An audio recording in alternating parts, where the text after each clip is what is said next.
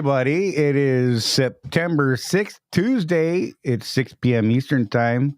I didn't look at the calendar, but I have to. So it's, So it's weird. Hey, look, check this out. I can turn my head without turning my body. I'm no longer Batman. I'm not trapped in my stupid brace. No pills, no pain, no brace. Life is good, y'all. Life is good. Matt Neeson, what's up, buddy? Lisa, howdy. Good to see y'all. Craig Hutchison, good evening, buddy. Yeah, I like that. What's up? What was Ippo? I had to mess with you. Come on, it's fun. B. Brewer, hello, everyone. Dennis Lewis, good evening, Charley. He said, Jeff, the boss, Rosie. Hello from Ocala. Oh, man, I was just up there a little while ago. Jeff's not here. It's just me and Rosie today. No loopy-loop. That's right. Stone cold sober, no pain. Oh, my God. Y'all just don't understand. No more RoboCop moves. That's right. Jason, what's up, buddy? Kevin Hatch, what's going on? J.A.J. Nellums, what's up, buddy? I see ya. Purple Yeti. Hello, everybody, you said, or something. Yeah, what's up, everybody? Look, I get them all mixed up. Roland Espinoza, what's happening, man? This week was my 1-year anniversary with MRP Lease. Congratulations. Good job. Keep it up. And yes, Matt, we were talking about you today, as a matter of fact. We had a little private conversation. Not going to tell you what that was. It was secret stuff. It was just secret and can't tell you. Anyhow, Trucker Dan, hey, buddy. And Matt Neeson said said he met Jeff yesterday, and that was cool. I just got here to Ocala about 15 minutes ago. Dennis said, man, I was up there about 2 o'clock. I had to go give some updated IFTA cards to Sue.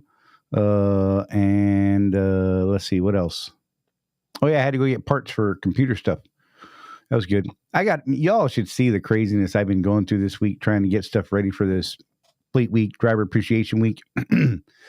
Trying to learn some new technology. We're going to be using some new stuff while we're up there for our show. And yeah, we're going to do a live show every day is what we're planning. Hopefully we can make that happen. Thinking it's going to be around 2 or 3 p.m. Phoenix time. So it'll be around 5 or 6 p.m. Eastern time. The Tuesday show we'll definitely do at the normal time. And we'll make some things happen. Hopefully. Should be interesting. But hey, you know what? We have no real topic this week. So I wanted to open it up to you all. Like I said, I've been a little crazy with everything going on. So I didn't have a whole lot of time to prepare for this week's show. Not going to lie. Just, being lazy, whatever. Not really. Just struggling with all this stuff. Yep. Alan will be there too. Like Lisa said. And we're gonna have to put him on camera. That'll be fun.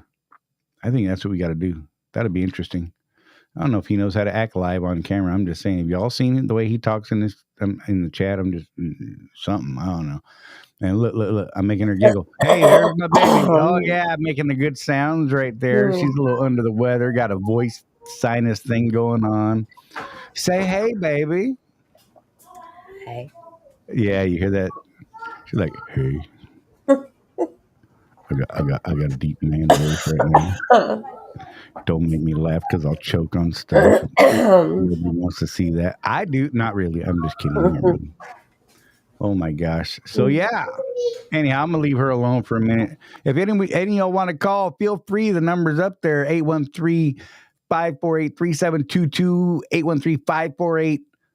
813-548-3722, or 813-LIVE-SCC. Live-SCC. I wonder if I mess anybody's speakers up when I do that. Hey, now. Any of y'all Stern listeners? I love that, dude. I just love, hey, now. Anyhow, I can't get past it. It's stuck in my head for eternity. Just saying. So, if you guys got any questions, throw them up. We're going to dive into that kind of stuff. I have the fuel surcharge report that I'm about to put up right now. And you know what? Maybe I should probably do that right now and just get past it. What do you think? Y'all want to do that? Should I not? Does anybody care? Rosie's telling me yes in the other screen. I wish you guys could see her right now. And she's like, roll on, sucker. She's telling me, roll it up. I'm not sure. She scares me. She's like, stay focused. I'm looking at her. She's like, move along, move along. Oh, okay. Let's do that.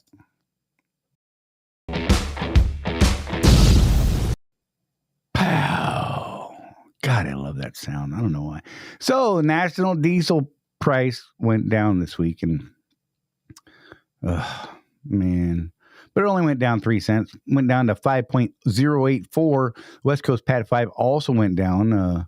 Yeah, I forgot to put a decimal in there. So that's supposed to be 0.026 to 5.693.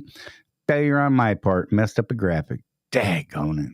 That brings the fuel surcharge down to 0.646 for the week. That's only a drop of 0.006. Not a huge drop. Any drop's a bummer. I'd like to see it climb. West Coast fuel surcharge stayed the same this week at 9 cents because we're still in that 60-cent split between West Coast Pad 5 and the national average. And there you have it, folks. If you were wondering what it was, now you know. Maybe some of you knew. Sometimes Dennis Lewis knows. He likes to steal my thunder and post it in the group. But that's okay. I don't mind. I like that guy still. It's okay. It's not like it's a big secret. I mean, come on. It's in our contract. Good Lord. Pillow therapy time. Right, Lisa? Don't give her any more ideas. Stop it. Josh McLean. What's up, buddy? How you doing? I know Dennis did the fuel surcharge. He's like, damn, I should probably get rid of that. Give me 1 second, y'all. Let me make that go away. And I'm just like a mess. Jeff's not here. I'm just all by myself and turned loose and nobody to supervise me. Rosie. She's in a different room, so she can't hit me right now. That's what I'm saying. Because she tries to walk away, I'll be like, look, she's on camera. Oh, wait, you better get back there. And then I just turn off, and then she's got to wait because she doesn't know when I might just throw her back up at random time just for fun because that's how we do things around this place. I'm just saying. She's going to poke me. She's going to hit me so hard someday soon. It's crazy. Yeah, Dennis, you're slacking. It's cool. Look at Rosie talking about laughing with Lisa. Whatever. I didn't want to hear your guys' mess. You women need to quit conspiring against us people. I'm just saying. So, I did have something I want to talk about. It's not everybody's favorite subject, but I think it's important. Well, wait. One other thing first. This is important. We need to get Brett Stewart's head shaved. So if you guys have not signed up to drop some cash in with that little form that they got on the portal, come on. Toss a couple bucks. It's a one-time donation just to get Brett's head shaved. We need to raise at least $1,500, and Swift said that they'll match whatever we raise. They'll match it dollar for dollar up to $5,000. So my goal is I'd really like to get this thing up to $10,000 since it started here. I think we need to make that happen. That's right, Roland. Don't let the squirrels get me. Dude, I can't help it. It just happens. And yeah, maybe I wonder if I can pull that up real quick. That'd be cool if I could actually pull that up because there's a cool little form. It's on the portal there somewhere. And I guess we need to. I haven't filled mine out yet either. I'm actually going to do it this week at Driver Appreciation Week. I want to see. Yeah. Definitely going to make sure that Brett gets his head shaved one way or another, y'all. We need your support. Yes, yes. Brett's hair wants to go away. We need this. See if I can get to that. Where is it? Where is it? Where is it? They need to keep that up on the top. What the hell? It's gone away. Where is that post? I don't know. They're going to have to bring that back. I'm going to have to get someone to fix that because it should be on the front page right now. And it's not. And I don't understand why. Because there's a form we have to fill out for that thing. Anyhow, whatever. You know what? We're going to make it happen. Let's see. Anthony said, after seeing the post on the Facebook page, can you discuss what makes a good load and what makes a bad load? Well, okay. You know what? Let's do this. So it is a matter of opinion. It's a matter of what is a good load to you may not be a good load for someone else. What's a great load for me? I've had lots of people say, "Oh, you're crazy for pulling that. That's too heavy," or whatever, things like that. You need to sit down and run the numbers, man. Honest to God, when the numbers make sense, then it's a good load. If the numbers don't make sense, it's not a good load. I know that's a little vague, and it's a much easier thing to go over one-on-one with people, based on their individual requirements and necessities and that sort of thing. So I'm not trying to bounce on you and cop out on this answer, but this is a matter of opinion, and there are a lot of opinions on that subject. I say if the load is paying you, it moves you into a area where you're not going to be sitting forever, and it's profitable, I think it's a good load. Maybe not a great load, but good and great. Sometimes it's just a matter of pennies. So, that's probably not the best answer you could get out of me, but that's probably the best answer you'll get out of me right here, right now, because there's a lot to get into on that subject. It's a better thing, like I said, to talk about one-on-one with you, so I could say, hey, all right, in your situation, this load might be better than this load, and that type of thing, if that makes sense to you, Anthony.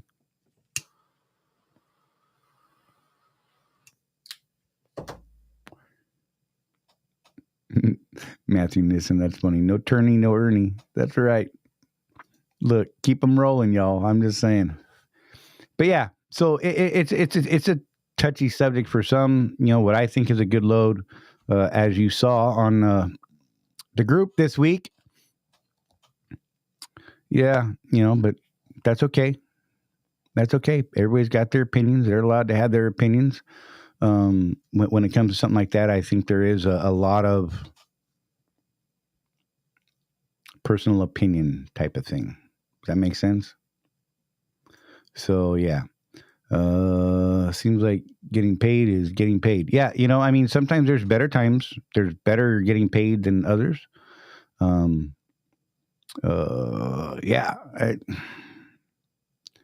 I'm really not trying to create waves here. Jeff's not here to bail me out of this one. So I'm just going to leave that post alone, the one you're talking about. And, hey, it's all good. Hope you can take that answer and understand what I'm trying to say there. If not, hit me in a private message or something. Better question yet, did Charley find the skirt yet? You know what? I was just talking to someone last night about wearing a kilt. I'm just saying, I want to look up some utility kilts because I think that'd be awesome. I'm start walking around in a utility kilt, showing off my knobby knees. My legs have gotten much skinnier. It looks a little weird now that I lost all this weight. You know what? I still rock a skirt. What are you talking about? I can do this thing. Anthony said, can you talk about surge? I'm newer. How do you get onto one? So this is going to start actually getting harder to do now. Every now and then the company cracks down because technically contractors are only supposed to be on a surge account for no more than 2 weeks at a time. And then you run into people like myself, and there's quite a few others that have been out there doing this for a long time that have been on surge long term. And it's typically because we provide a really good value to the customer. In my case, Target or Walmart, other accounts. It just matters. It depends on what their needs are. Our Target account up here in Lake City pretty much always has surge. I don't understand why, if they have someone willing to work surge for a while and happy with it, and you got to remember that you're there to help out. Surge people are brought in as extra help because they can't meet their normal requirements or they have extra freight above and beyond what they normally do. Sometimes those loads suck. Sometimes the hours suck. You have to be willing to do the crappy work. Like when I'm running Target, I don't even look at the load. I get a load assignment in the morning at 6 o'clock in the morning, 6:30, whatever. I can't read it. I'm still in bed. My glasses aren't on. They're hanging up over the driver's seat. I'm in bed. I roll over and all I can see is the big green button that says accept.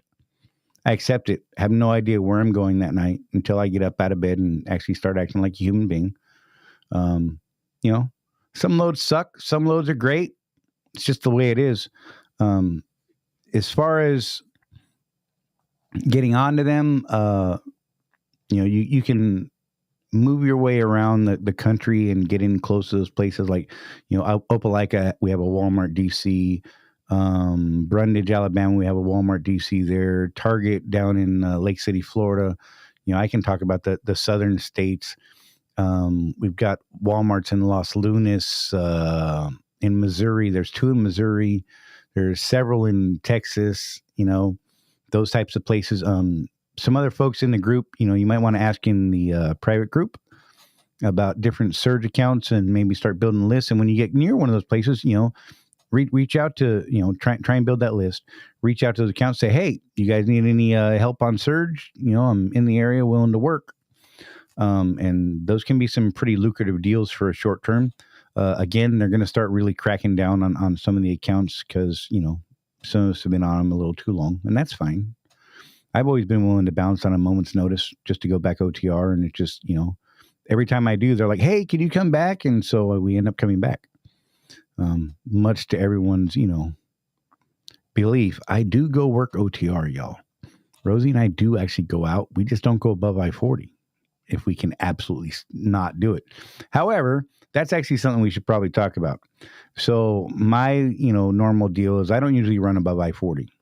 And everyone knows, for the most part, it's, easier for me to stay legal with my pistol permit and all that sort of stuff. If I stay below I-40, don't have to think about it. Everywhere below I-40, I'm good with my pistol permit. Don't have to think about it. Other than California.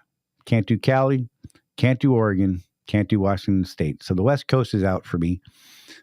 Everything below I-40, though, from that side over, I'm great. So that's pretty much what I do. The Northeast is very problematic with me carrying a firearm, and I'm permitted or not. Doesn't matter. It's just a crazy place up there.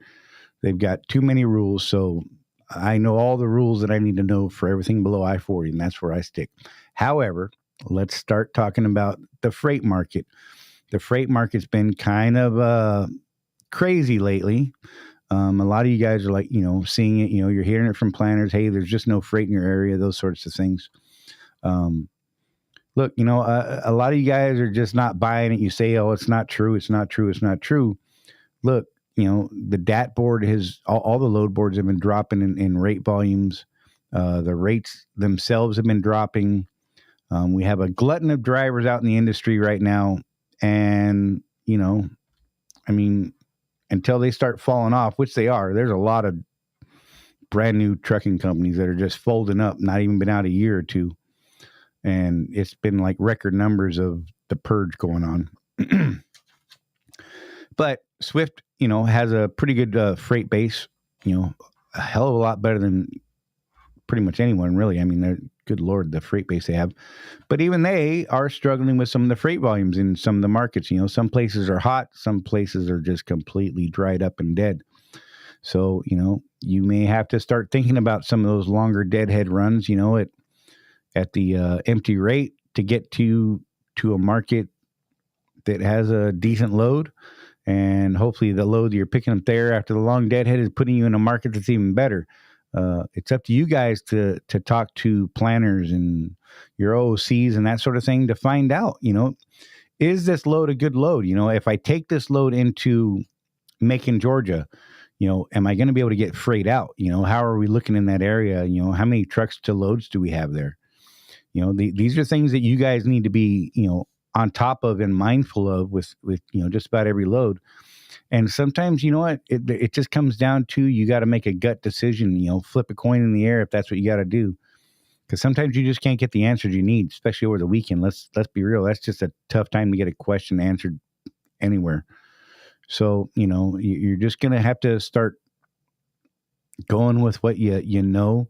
If you've been around a while, you start to learn the rates, or the lanes rather.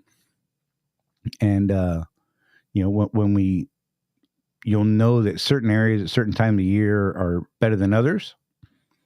And, I mean, sometimes it just sucks. If you can get them to pay you to relocate, or take the empty miles paid as empty miles, sometimes that might be your best bet right now. I mean, if you can get them, there's nothing wrong with asking, hey, can I get this as loaded miles? If they really need that load covered and you're the closest guy, they will probably do it. And if not, they'll say no.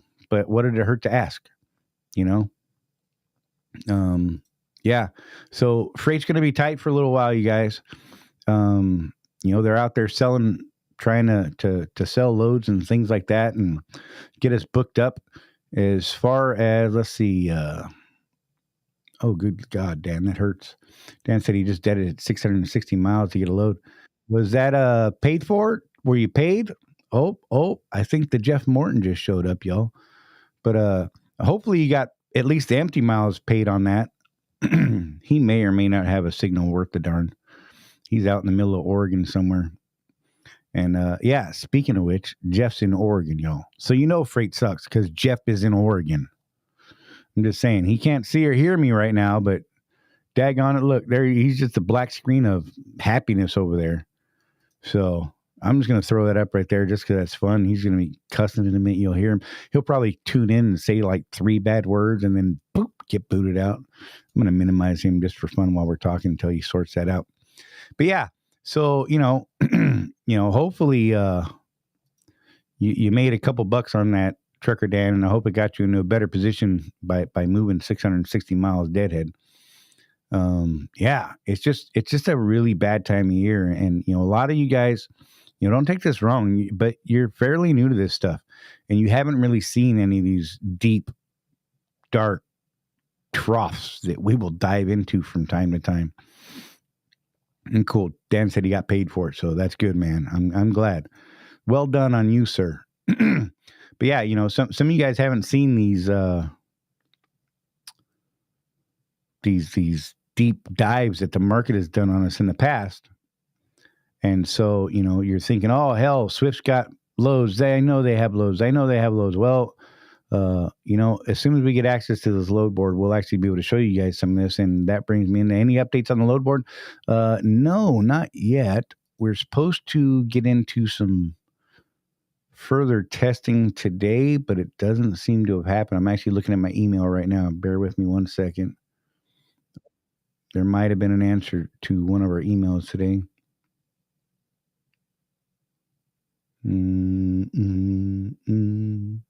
So that meeting is going to be tomorrow. So I won't have anything until tomorrow that we have a conference call on it.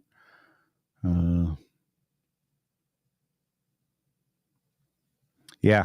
So I don't have a good answer for you right now. Sorry about that, Matt. So, but hopefully this week we'll have some more that we can talk to you guys about on it.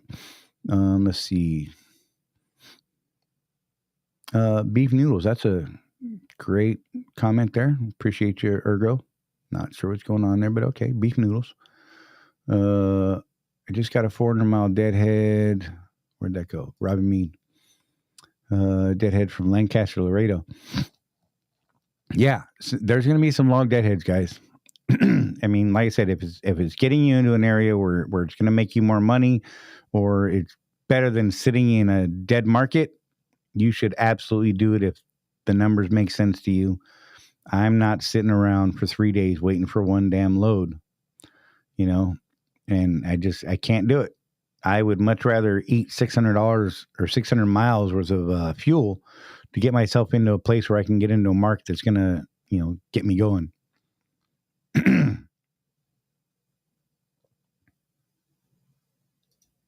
Yeah, so like Roland, a year ago I accumulated about 300 empty miles. Right now I'm looking about 600 to 700 the whole week, and that's running teams. So yeah, I mean there's some gaps in the market, y'all. It's just what it is. You know what, Blackbeard? That's exactly right. It's exactly starting to feel like 2008. And Jeff and I were talking about that today. And he actually had a talk with I think he was talking to Lonnie Raines today, the terminal leader up in Troutdale. And I believe they were talking about how dire, well, not dire, but, how bad it's gotten. You know, we haven't seen it quite so bad since then. And it looks like Jeff might be here. We'll have to see.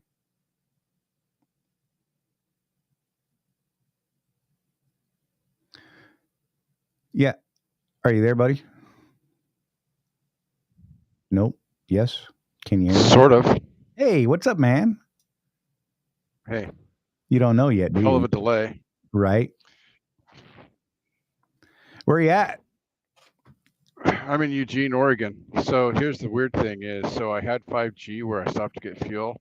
Right. I can see Autzen Stadium from where I'm at, and I've got 2 bars of 4G. That makes perfect sense. So, yeah. We were just talking about easy trip, 1-9 in the middle of nowhere. Right. We were just talking about the crappy market. And yeah, and I was asked earlier what makes a good load and a bad load. I deferred to it really depends. It's more of a one-on-one discussion, which got us into the freight market right now, and the fact that, you know, once we see the load board, I mean, we can verify for you guys that, you know, it's we're going to get on there and see the same stuff that they're seeing, and it's going to be a sad day for us because it's not going to be a ton of stuff, guys. Seriously. Well, in a market like this, the answer to that question is the one that pays you a profit. So when I was trying to get online, I saw a few of the numbers. I think it was from Trucker Dan, deadheaded a bunch to go get a load.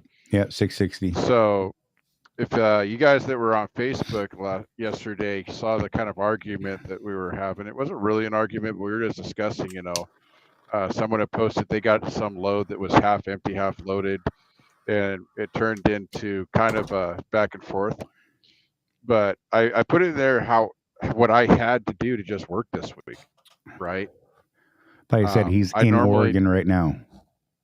Right, I'm in Oregon, which, you know, it's good to get in and out of here. It's going to cost me $200 in taxes. That's what it is. But the alternative was, you know, and I called my contacts and everything on Friday morning. There was nothing else leaving West Valley City. Everything else had already been planned at that point, and I got the last load out until like Monday. Right. I mean, literally, there was just nothing. I called Coretta. I called my OOC. I talked to the guys at Troutdale.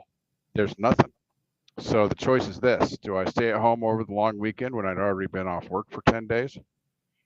Or do I make a little bit of money over the weekend? Right. And that's the choice. And I can't tell you what you should do, but that is the choice. I also saw on there when I was coming in and out here, I also saw someone's comment that this is a lot like 08. Yeah, it is. Yeah. You were talking to Lonnie today about that too, weren't you? Wasn't that one of the things you and he? Yeah. Yeah, I was talking to Lonnie Raines, the terminal leader in Troutdale. And yeah, it's looking a lot like that 08 Great Recession, they call it, even though technically speaking, it was a depression, but nobody wants to admit to having depressions these days, even though it's an actual economic term. I'm not depressed. Not anymore. Your neck has stopped hurting. That's right. Look, it turns all by it turns without the shoulders going with it, Jeff. Yeah. So yeah, you got to do the numbers, guys, and figure out. So in this case, on what we were discussing on Facebook, I don't know if you actually went over that, Charlie. Best that we could tell, dude's coming out of home time, kind of like I was this week. Not a whole lot of freight, and they were going to send him like 250 miles to go grab a load, going 250 miles going to Georgia. Well, what we discovered in our discussion was they were actually repositioning trucks out of Florida into Georgia to get freight. Right. So that offer to him, at least he got some loaded miles out of it to get to that area that they were going to send him anyway. Right. So, yeah, you got to look at things that way. I still say it was $608 or $680 of gross revenue. That's better than a complete loss for, you know, or only 85 cents a mile for those 500 miles just to get you up into that area. I don't know. You know, it was $1.30 something a mile for half of it and 85 cents a mile for half of it, plus surcharge on half of it. I'm just saying it wasn't that bad a deal if you ask me, unless you don't want to leave home and then, you know, play that gamble. I mean, that's fine. I mean, you know, this was on Monday, the holiday itself, slim pickings as it was. Yeah. So how I've been keeping moving. So this week's kind of a bust. Not very much profit in this week. But you keep in mind that I started on Friday going into a holiday weekend. So I Yeah. did make something, which is a win. But to get another load, so I delivered up in the Seattle area. Nothing. It's dead up there, guys, just so you know. Nothing. I ended up with one of those things that I probably should have posted to Facebook and complained about, but I didn't. I deadheaded all the way down to Troutdale to pick up a T-call, which was going to deliver in Salem, which got me a load going to Denver. So that didn't look Right. so bad, but I get there, there's no bill of lading on the trailer, and it's missing the mud flaps. So I really should have gone on, Swift Drivers and really complained about that, like everybody else I know. So, Oh man, but you went there. so instead, I went upstairs. So this is important, Charlie. I actually physically went upstairs to talk to these people face to face, so they knew that I was a person and not just a message. Right. I said, "Hey, I got 2 problems with this load, and this is what they are." And the planner was sitting there. He's like, "Gosh, dang it, guys," and he's like, "Well, let's just get that off of you, and you can just go grab the one in Eugene and head to Denver where there's more freight anyway." Right. I'm like, "Okay, we'll do that." So 130 deadhead miles turned into almost 200 deadhead miles to do a 1,280 mile load. Again, that's above my threshold of 10% empty per month. It's way out there. Right. but what are you going to do, Charlie, when freight's like this? Exactly. You got to keep moving. I'd rather get paid something than get paid nothing or be paying out of pocket. I mean, look, some guys don't look at it that way. And hey, look, if that's your view, hey, man, they're your numbers. It's your business. You run the business you want to run. I'm just not willing to do that. And that's not the advice I would give people. That's all. Yep. And, coming into something like this too, this is for those of you that have not been around through a full cycle yet, this is a very cyclical business. Right. There you go. We're going into a downturn. We're probably in the middle of it right now, looking at the last couple months. Charlie and I have been through at least 2 of these, I would say. Yep. 2 that I can really point to. And the first one I went through was a year after I leased my first truck. And Charlie and I were talking about this earlier today. So I leased my first truck in 2007, and you all know what happened in 2008.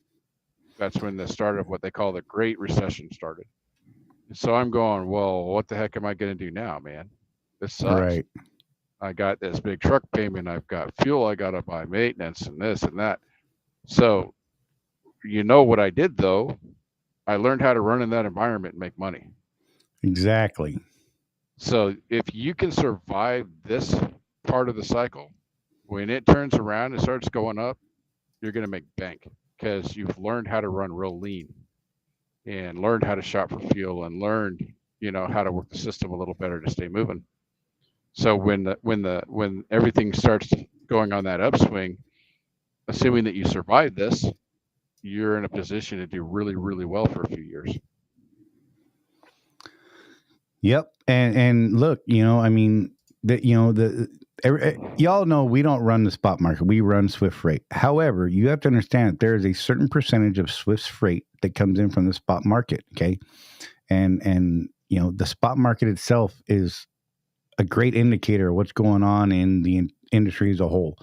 I don't know what percentage of the spot market the whole industry is covered by. I just don't know that number. I'm just, saved in my little world there at Swift. But, the rates have been dropping steadily. You can see right here, this is from, DAT's numbers. June, the numbers for vans were 268. They dropped to 264, 253 for August. And September, we're already starting 10 cents below August's numbers. And this decline has been steady. It's been little bits, and it's just going to keep going for a while, y'all. I mean, I don't know how better to say it. Will this market hit $2? It very well could.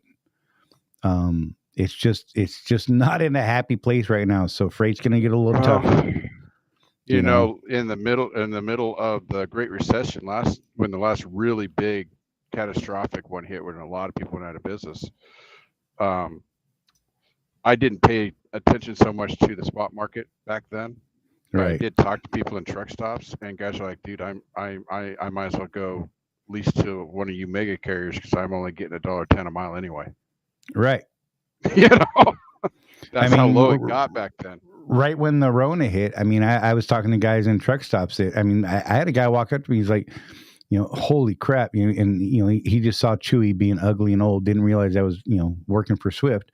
He said, man, what kind of rates are you getting? I'm like, well, I'm actually not doing too bad right now. He's like, man, I can't find a load on the boards for over 96 cents a mile. I'm like, holy hell. I was like, that's just crazy. And the thing to keep in mind too is that, guys, that when he says 96 cents a mile, he means 96 cents a mile. Most spot market freight, you're not getting anything for fuel, no fuel surcharge, none of that. It's an all-in bid to move that freight from point A to point B. Right. So that's one of those things that if you're interested in that sort of stuff, working like a DAP board on your own authority or whatever, man, you got to know your numbers really, really well because you need to negotiate for what it actually costs to move your truck. So you need to know that going in. Right. So that's when those guys say 96 cents, that's it. I think back then we were making what, $1.09? It was our base rate plus surcharge. So we were blowing him out of the water. Oh yeah. And Rodney said he had to move Deadhead 238 for a 400 plus loaded mile. It was either that or spend the weekend in Nashville. Exactly. I mean, these are choices you guys got to make. Each of us have to make these choices. I'm not going to knock you for one way or the other. I mean, hey, like we said, you got to run your business your way and how you see it working for you to keep you happy and that sort of thing. I just, you're going to get pushback from Jeff and myself or, me a lot of times on some of the things that I saw being said. I am one of those people that would much rather move and get myself to a better market rather than sit at home and make nothing where it's actually costing me money. That sort of thing. Just the way it worked out, spent the weekend on home time and looks like I lucked out by doing the seat. There's another one right there by Jason. The markets have been crap in a lot of places. Let's see, there's some other ones. So we're at 64.6 this week then? Yep. Yeah, it went down just slightly. 0.006, I think is what we dropped. Robert Means said a friend of mine with his own authority is parking his truck for a while. See, that's what happens. And what's funny is guys that do that, you'll run into them in Swift. You'll see these older guys that have been around a while signing up for a brand new lease or, an MRP lease at this point. And you're like, hey, how you doing? You start talking to them and you find out they've been, running on their own authority for 20 years. But when these markets dip out like this, they park their truck, come lease a truck from Swift and come around here till the things get good again, It just is what it is. I was meeting quite a few guys that didn't even do that. They just came to work straight as a company driver for a couple of years and then went back and put their authority back in place when the market got better. But yeah, that's something too that those guys they know their stuff. They know when it's time to hang it up and go do something else for a while and then come back to it. Right. Hey, Sleep Dog, thanks for being here. Glad you're tuning in and enjoying what we do, man. If you haven't already, don't forget to hit that subscribe button. Just gonna throw it out there. A little thumbs up maybe. Helps out. Dennis Lewis. Eastern Regional Fleet, guys and gals. So he just ran a load down from York, Pennsylvania to Ocala, and he called it. Just saying. Freight coming out of Ocala maybe a little rough. Was it sweet tea? Oh, I'm sorry, I can't leave that alone. I see what you did there. That was good. What's this one? Timothy Ransom said, the mark is bad when you hardly see any old pretty Peterbilts and Kenworths on the road, right? Those guys are like, nah, I'm good. I'll park it. Most of those guys can afford that to do that, so it's all good. I'm assuming they can just because they're running those trucks to start with, whatever. Big flat front trucks, whatever, 4 miles per gallon. 4.5, thank you very much. Whatever. So yeah, look, they slowed down to 70. Right. Exactly. Oh my gosh. Don't even get me started on this. It's like you're trying to start stuff. What is wrong with you, Jeff? Good TV. Good Lord. You're supposed to be the one that's like, stopping this bad things from happening, from coming out of my mouth. And you're over here stirring the pot like a dwarf with your giant wooden spoon. Stirring the pot, sir. That's I'm going to get yelled at for saying dwarf, aren't I? God. I can't live in this world. They're called little. They like to be called little people, I think. Dennis said it was Church and Dwight is what he hauled. Let's see. Anthony said, sitting on a load for 2 days, delivers tomorrow. First load is a lease up. Yeah, it's a bummer. If you were actually sitting, or is it just taking you 2 days? I mean, there's a difference in the wording there, and these words are important. So I don't know. Let's see. Slipdog said, can you discuss what company drivers making on average? Honestly, I don't know what those guys make. I've been so out of that part of the whole thing as far as what they're making. I don't know. Maybe some of these guys can. Anthony's a new contractor. Maybe he could tell you. Maybe some of these newer guys could tell you what they were doing on the company side of things.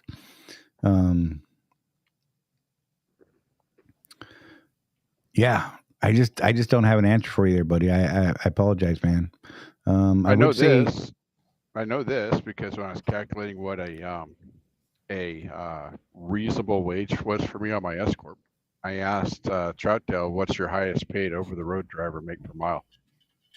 And I was told 63 cents a mile is the best they're doing in the Western region on OTR. And my truck nets, not gross, nets $1.01 a mile. That's what I put in the bank every week. Right. So if that helps, there you go. I mean, and it's not that we're trying to be difficult, guys. It's just that we are, and we advocate this, by the way. I would say, I'll speak for Charley here. We're all in on this business. Oh yeah. I really, honestly, don't concern myself that much with what company guys are doing. I just don't. And I don't know. I just don't. I'm concerned about my own business and running a good operation and all that. So yeah, there you go. Let's see. I'm not completely sure. Y'all got to watch out for AE out of Hazleton. They like to double load trailers. Yeah, I don't know what that means. Yeah. Kathy, we need more information than that. You need, do you mean double book, or they're putting like 80,000 pounds in the box instead of 40,000 pounds? That would suck. Oh my God. That would suck. That would suck a lot. I'd run it. The hell with it. Let's do it. What's that overweight ticket going to cost you? Psh, a couple pennies, I'm sure. No, just get Swift to put it on the zoner that they want you to move it, and then they'll pay it. That would go over well. Oh, I did push. Everybody needs to go find that. So I can't find that form that was on the portal, Jeff. It like disappeared off the portal. The one to get Brett Stewart's head shaved. It's a one-time donation for Swift Charities. That's the number where they're running up to get to that 1,500 to get Brett's head shaved during Fleet Week. I believe they're going to shave his head on the 16th, provided we make enough money on that. I still think my personal goal is that we raise 10 grand. And Swift Corporate has offered to match how much of that, Charley, that we make? $5,000. They will match up to $5,000 donated. Yep. So that will be cool. Don't forget to do that, guys. I got to get them to refresh it on the portal because I can't find it on the portal. It's there somewhere. I just don't know how to dig through it. Yeah. And I don't know, Charley, we might do like a yearly drive for them or something. Right, that'd be fun. That'd be fun to do. We got to get Jordan's face shaved. That would be fun too. Dude, I'm thinking that's going to cost at least 15 bills. Yeah. We could do it. Our guys are good. I got faith in our people, man, to do things like that. There's no doubt we can pull that off. Holy crap. Look at that. That's what she said. We pulled a load out of there weighing 99,000 pounds. That's crazy. That sucks. How right do you there. even fit that in a truck? Right? I don't know. I did like engine parts or something. I did 102.5 in a box size trailer. I don't know what that. It was charcoal. That's what it was. It was charcoal. Huh. And I actually had permits for it at the time with Chewy, as a matter of fact, running that Kingsford stuff over there. Yep. Yeah. Kingsford. I would drop a load, a Cabela's load. I'd finish up a Cabela's load down in Southern Oregon. And like, well, we don't want you to deadhead all the way back up to Washington. So why don't you go to Kingsford? And I'm like, that stuff's too heavy. They're like, it's okay. We'll permit you for it. So they permitted me for it. It didn't cost me anything. I didn't care. Fuel. Yeah, just, hey, look, it was better than empty miles. I got paid loaded. And, before that, it was empty miles from my final all the way back up to Kent. So I was like, hell yeah, let's do it. Yeah. And with that road tax up there, every penny helped. Yes. Anthony said he was running a 602 triangle 7 days a week. Had a couple of weeks that were lower, like 550 to 700. Most weeks around 900. Matthew Neeson, that's the Matthew you spoke to, by the way, was bringing in at least 1K a week company. Best was 13, worst was 700. Yeah. And like Anthony's saying, know your numbers,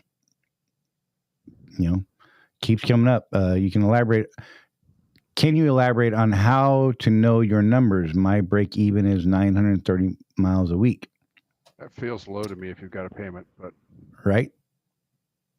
What we need to talk further, more in depth, I believe. So what you need to do is you need to sign up for our clinic in Vegas. Right. Come to that. Because we're going to be talking about some of that stuff. Yeah. Just real quick though, you need to know how much your fuel costs per mile to run the truck. You need to know how many cents per mile your lease costs. You need to know all of that stuff. You take your fixed costs and figure out what your fixed cost is per mile. Your fuel cost, what that is per mile, and you come up with a total operating cost per mile. You need to know that. Right. Especially if you want to go out there and strike out on your own someday. It's good practice while you're, a lot of things we do here at Swift, honestly, is really good practice for going out there on your own if you're actually doing everything. Right. Which, I don't know, even me and Charley were like, yeah, we should be doing that. Yeah, why aren't we doing that? I don't know. You're a dumbass. This is like every day with us. You guys don't understand. We have that conversation every day. Jeff, why aren't you doing that, man? I'm like, I don't know, man. Charlie's like, I don't feel like it. Me either. We're idiots. But that's why we keep stressing that what we want to talk about in the groups is best practices. Not necessarily you experienced guys, not necessarily things that you actually do, but things that you should be doing. Right. That maybe a younger driver, if they start now, will actually get in the habit and do better than us. Right.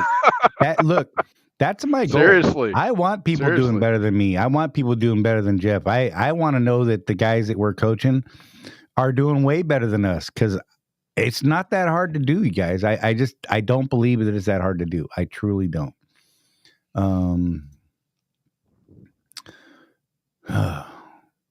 J.A.J. Nellums. So this used to be something we had. My understanding now is we do not have walkaway leases at Swift, or through IEL rather. The contract states that you are on the hook until that you finish your term, or they sell or reassign that truck back into the company, or someone else leases it. So I'm just going to leave that there. Typically a walkaway lease is one that you're no longer on the hook for. As soon as you say I'm done, you're out. IEL doesn't have that option to my knowledge at this point. So Charley and I have actually talked about this quite a bit. It's never been a walkaway lease, guys. It's just that they never used to go after people. Right. They didn't enforce it. But okay, so this is kind of going to be a little controversial for some people, but I happen to like what's happened since Knight took over personally. And there's some reasons for that. We're going to catch it for this one. But one of the changes was no more walkaways, because they looked at it and looked at how many people just said, screw it, and walked away, and what that cost them. And they're like, no, we're not doing that. Turned in a crappy truck full of trash, tore up. These people signed a contract. They need to honor the contract. And so the reason I don't have a problem with that is this. Basically, at this point, there's no more hand-holding. There's no more, look, dude, you're a business owner. That's what it is. You put on your big boy pants. You signed with the big boy pen. it's your business, and it's up to you for success or failure. Right. So Slip Dog said, thanks for the feedback. I understand. Sounds like pay is decent as long as you can get the miles. Looks like I'll stay local unless I go lease. And look, man, I mean, that's just the state of the market right now. If you've got a good gig going on in a local market, I don't know that I would make the jump right now to another company. I can tell you this, that, Jeff and myself started, Jeff started and then the 08 thing hit. I started right around there at the, middle or end of it. And I think both of us are better business people for it because we learned how to survive in that terrible, terrible market. It was just bad. And the things we learned to do then, we kept doing. And so when the market went up and the rates were great and the freight was just flowing like heavenly water out of the sky, we kept doing what we were doing, for the most part. Yeah, we had our moments. My 60 mile per hour speed that I do, that came out of the 2008 experience.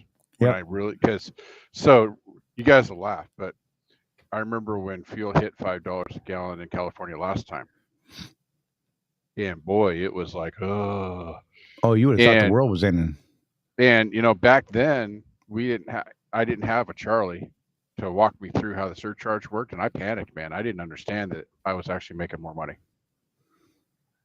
But once I learned how to read my profit and loss statements and started seeing it for myself, I kind of figured it out. But that's kind of what we're trying to create here is we had nobody to help us. I mean, I wasn't even on Facebook, I don't think, until like 2010, when my wife said, hey, there's this Facebook thing and we could communicate when you're in Florida and stuff. Right? So I even got on it. I know, seriously. It's an old guy thing, So Anthony said he's in an 18 Cascadia with a Cummins. So there's been a lot of talk about Cascadia with Cummins lately. Apparently Swift had a few of them. They're rolling around right now, and there's a bunch of them out in the MRP program. I just looked at one this week, as a matter of fact, for somebody just yesterday. And it was weird seeing that red motor in a Freightliner. I didn't know how to act. And I knew it was there. He told me about it beforehand, and I was just like, whoa, what is that? And, Alan will tell you, he's actually looking for that very truck right there, Cascadia with a Cummins in it, for his own reasons and whatever. So Anthony said, he's $470 a week payment. His personal bills are less than $1,000. He lives at a truck, no rent or anything. So that would explain his break even being as low as it is. So there you go. Kind of a special situation. Although we are seeing a lot more of that nowadays. A lot more people they're talking about, I don't have any bills, man. I live in the truck and, I'm young, whatever.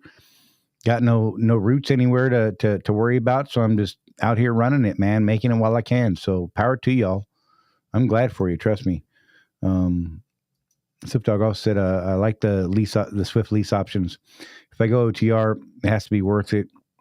Is net 35 a week doable as a solo? For me, but I don't have a payment. Right. So he's saving, right around that $500-600 a week.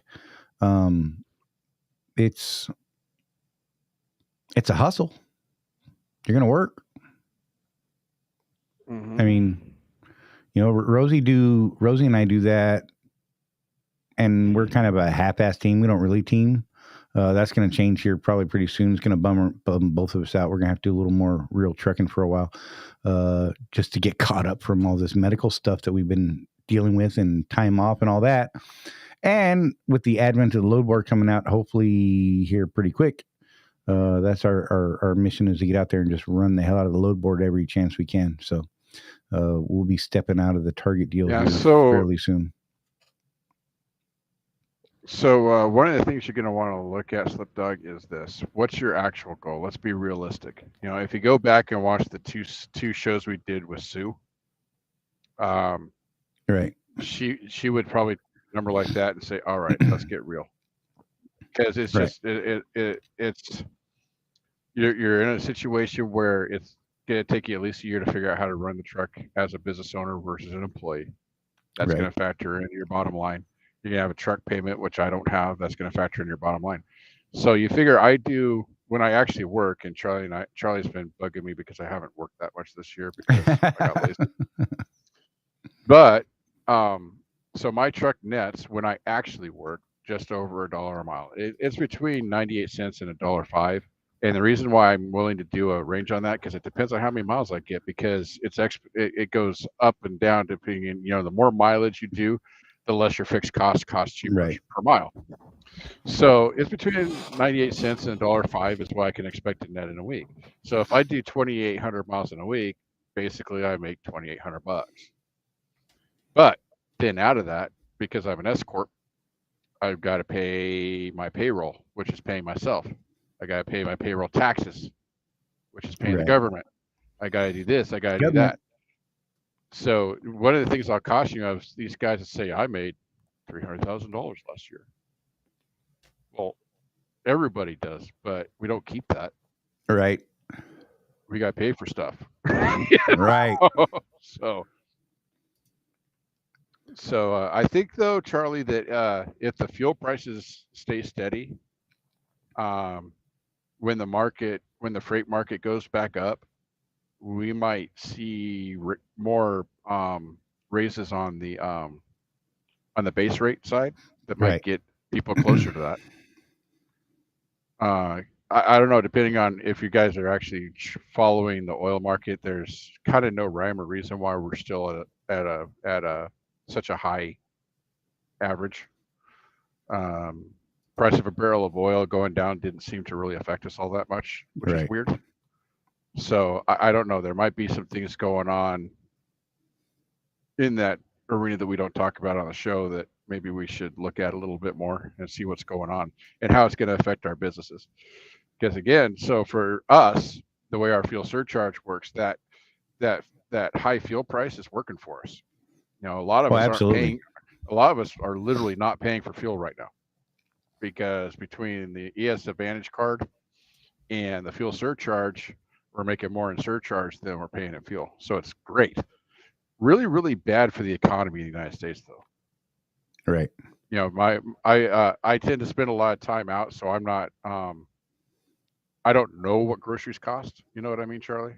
Right. My wife does, though, and I was home this last 10 days, and my wife was like, I was like, well, let's go get some food. And she's like, well, do we have a paycheck this week? And I'm like, what do you mean? She's like, dear, eggs are $5 a dozen. Right. And I'm like, what? And we still have the 3 kids at home, so we go through a lot of that sort of stuff. And man, it's just our diesel prices that we're getting paid for, which is great, but food prices are going up because it costs more to get it out to the stores. So I can tell you, I'm looking at my settlements right now, year to year, from 2018 through current, and 2018 I did 117,000 loaded miles, so pretty low for well, it's extremely low for a team, but half of what a team should be doing. That's what I do solo. Exactly. And the gross there was 171. The year after that was 2019. We did 125,000 loaded. And I speak loaded because I only did 993 empty miles for the whole year. Just saying. That's your target scam. Right. But and that was 186,000 gross. Let's see, 185,000 the next year, 131,000 miles. The next year was 117,000 miles. This is last year.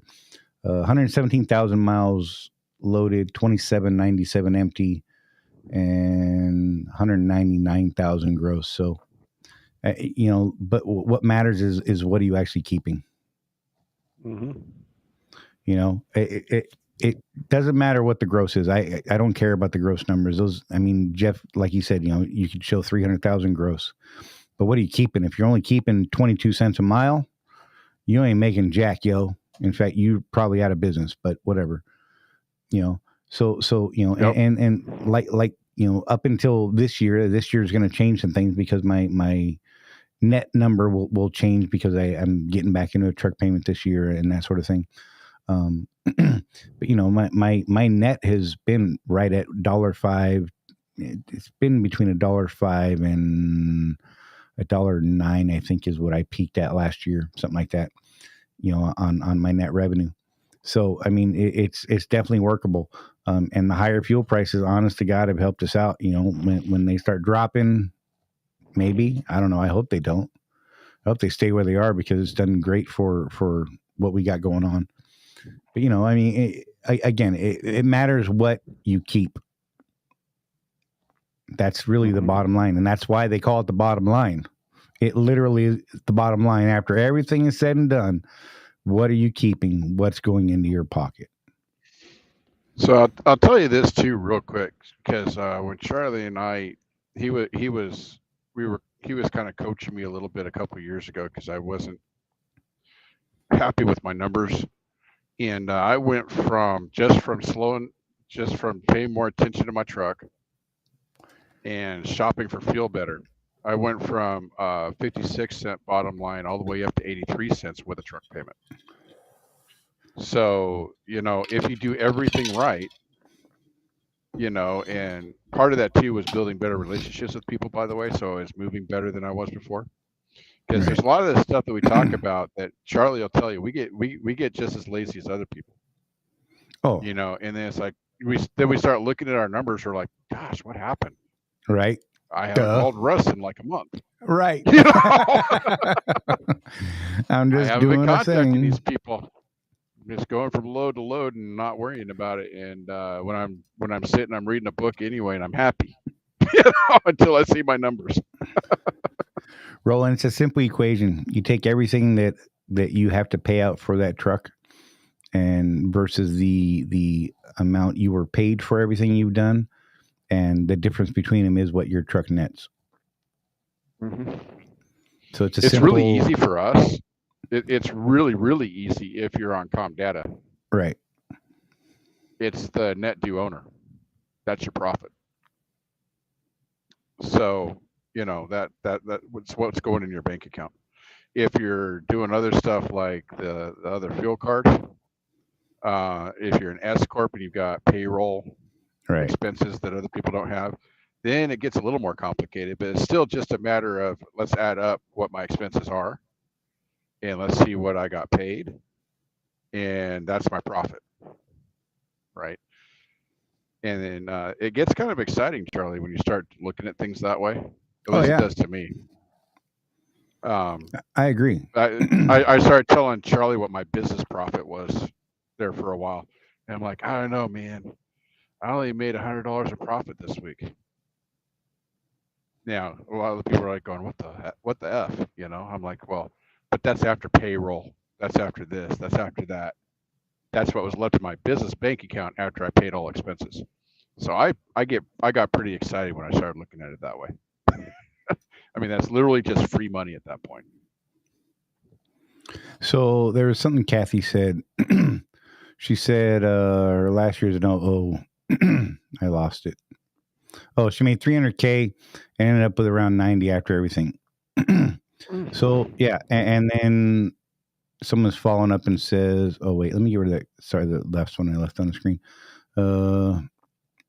Somebody followed up and said, "Right, you took home company driver money. Was that before or after taxes?" Yeah, I don't know. Company guys are making 90 grand. Power to them, man. That's good money. Don't leave that company job unless you really just want to get into the game. I know a couple of company guys that do make that. It's just not a lot of them. They're usually mentors, and right. They make their students drive 57 miles an hour everywhere they go, so they're hitting those fuel mileage bonuses every month.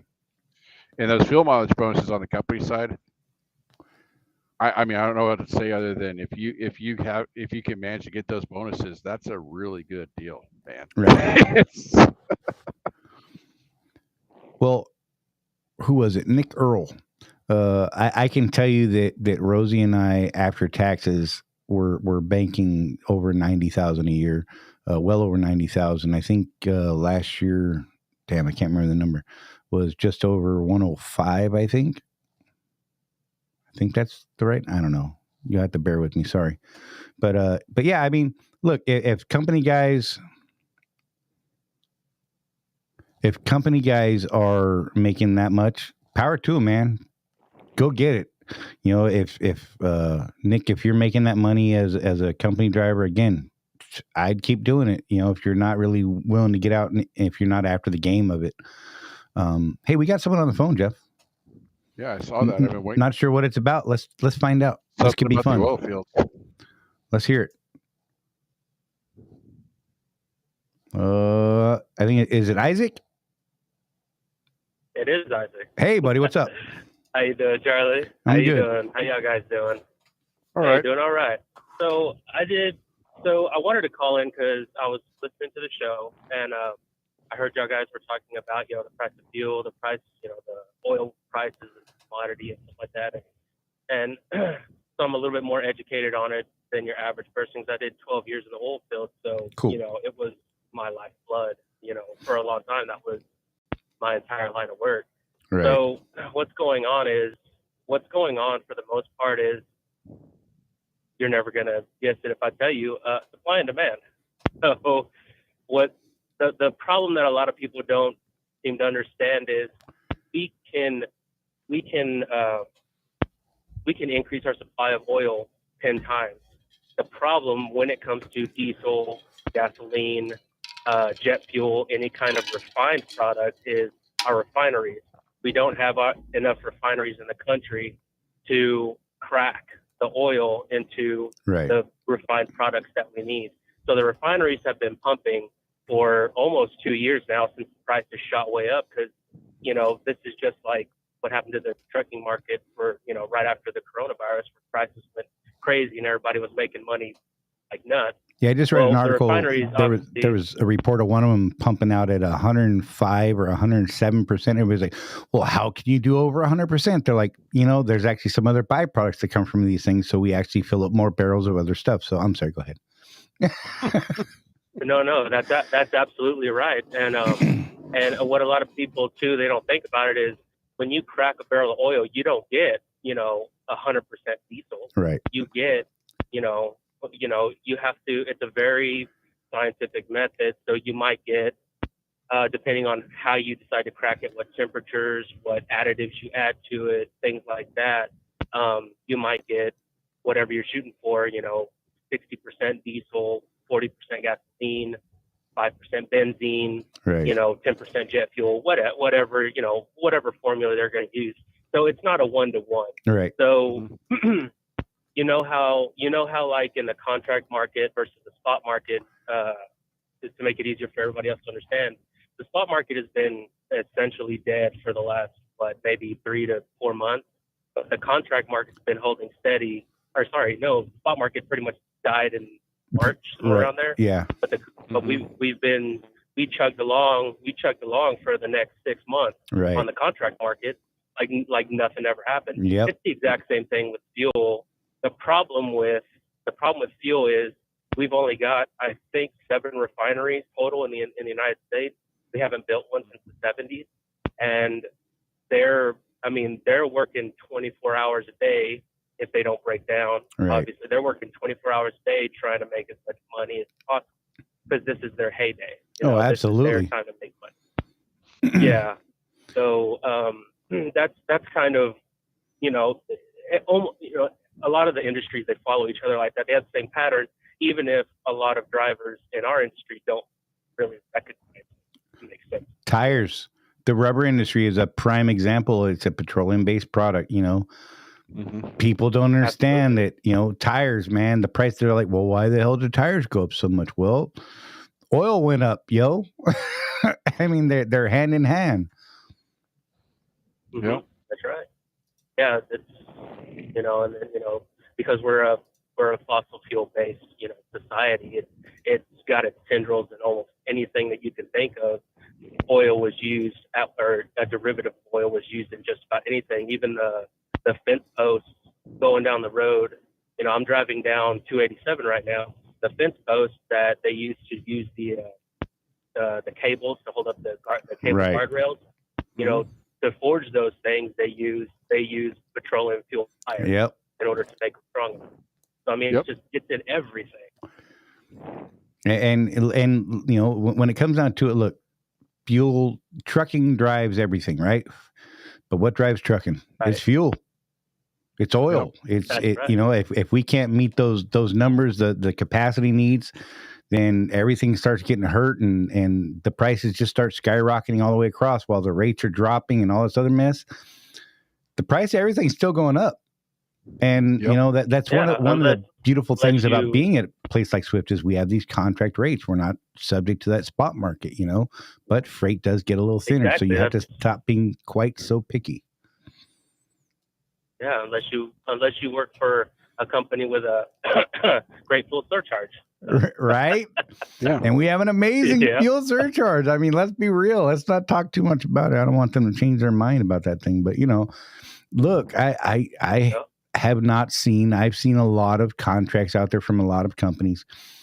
And I don't know off the top of my head of a better fuel surcharge program other than ones that people have negotiated directly with individual customers, where they just simply say this is the rate and they get that rate. You know, but a lot of those guys, you know, run quite a bit of freight where they're not getting a fuel surcharge at all. So it's hit and miss for those guys, you know, whether or not they can negotiate it. With us, it's every loaded mile. Every dispatch loaded mile, we're paid a fuel surcharge. Whether Swift gets paid one or not, we get it.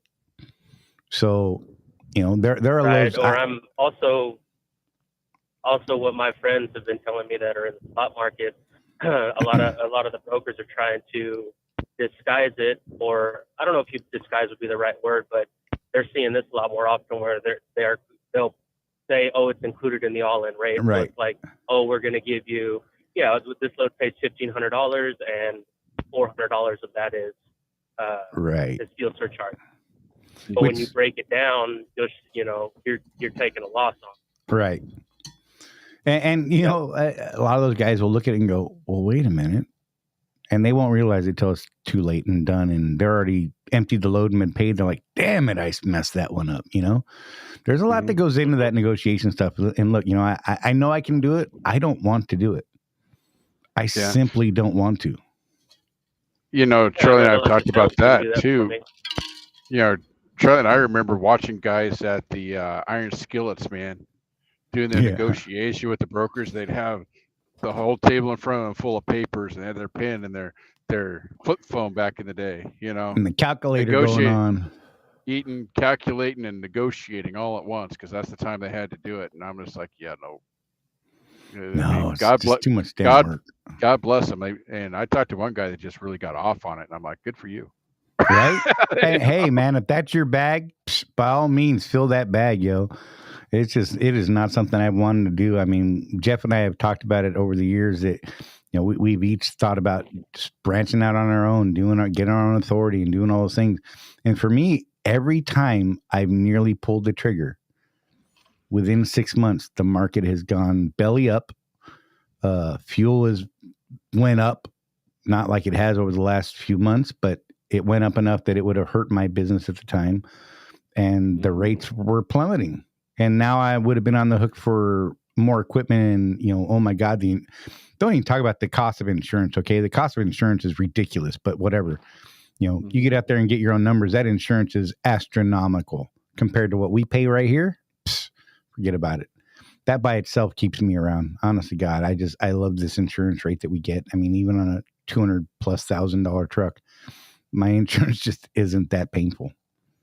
It's just not, I mean, last year when I was looking at going out there, and Charley and I were thinking about making me into a guinea pig.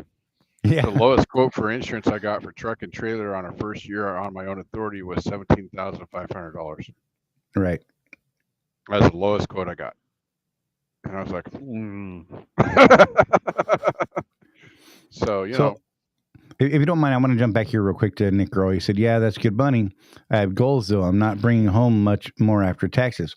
I'm in this for the long haul to build a business. But, okay, so Nick, I think that's maybe where you're not seeing the benefit to, you know, making similar to what some company drivers might be able to make right now.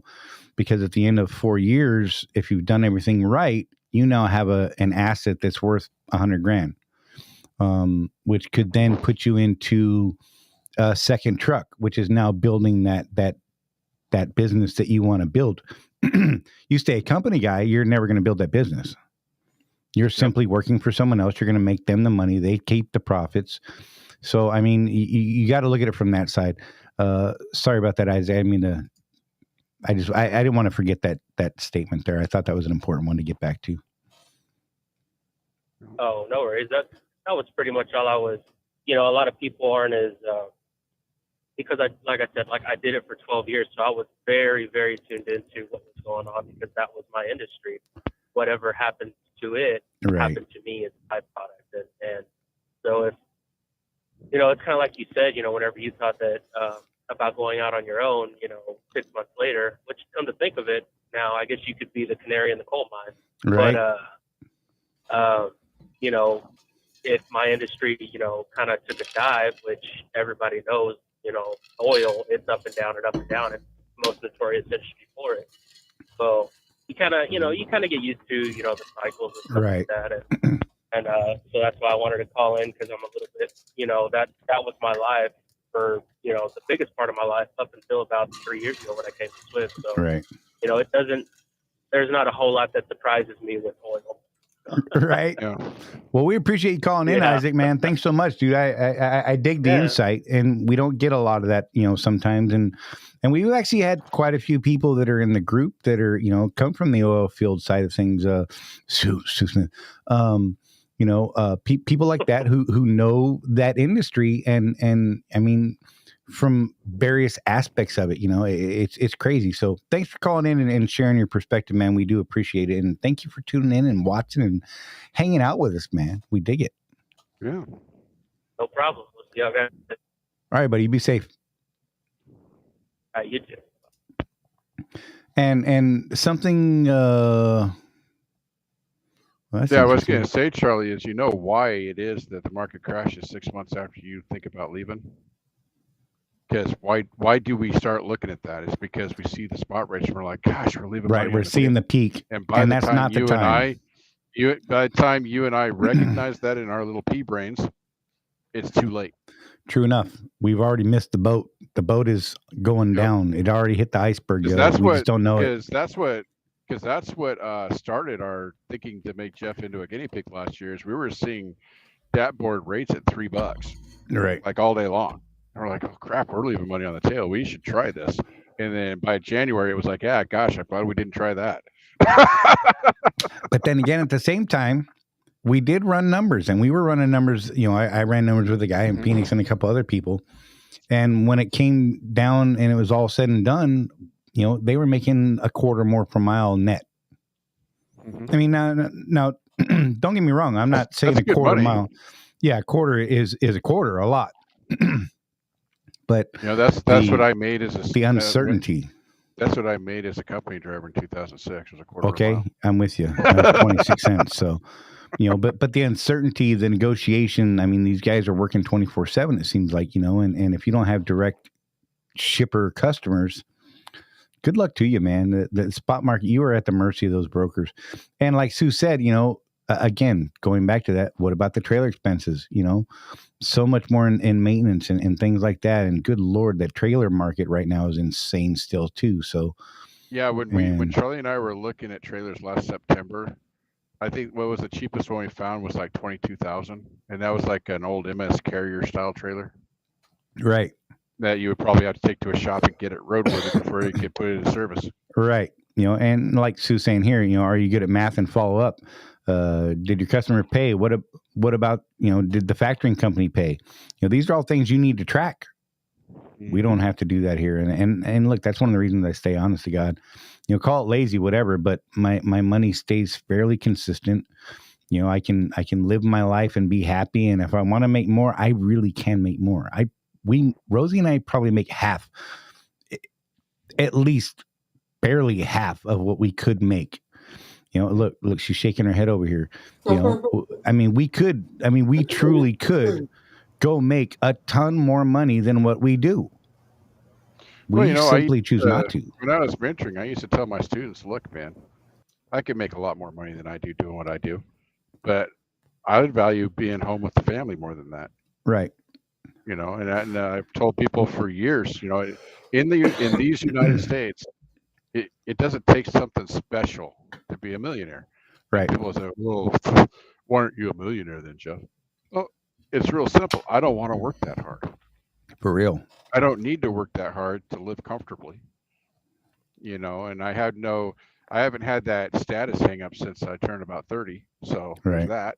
But hey, you guys that are out there getting it, by all means, get out there and get it while you can, man. Look, I'm going to tell you right now that later on, you're not going to want to be hustling the way that you might be hustling right now.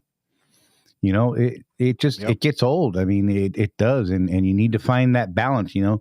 If you're young and single, living in your truck, man, you need to get out there and just slay it while you can. You know, try not to burn yourself out, because that's what happens to a lot of guys in very few years. And then, you know, if you find a, what do we call them these days, Charley, a life partner or whatever, right? Right. You'll have the money to go do something with that person because you work so hard now. Right. You know, and so, you know, a lot of guys will look at what Rosie and I do and you're like, you guys ain't truckers. Look, I put in a lot of miles and a lot of years doing what we're doing.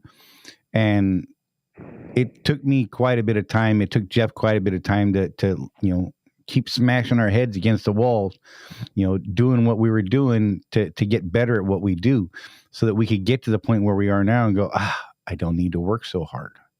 I don't need to chase every mile, you know, and you guys that are chasing miles and dollars, by all means, look, you've got to do what you got to do. Just know that, you know, hopefully you're working to a point where you won't have to do that after so long. You know, hopefully you're following along with some of the things that we're, you know, preaching, you know, slow down, increase your revenue by reducing your overhead. You know, doing those things will make you more money now, and that will be an exponential gain over the long term, because you'll be in that much better position than, you know, Jeff and I are even now. Simply because you will have had the benefit of, you know, some of us that have been around for a while, you know, and made a lot of those mistakes that we can help guide you through and hopefully guide you into not making.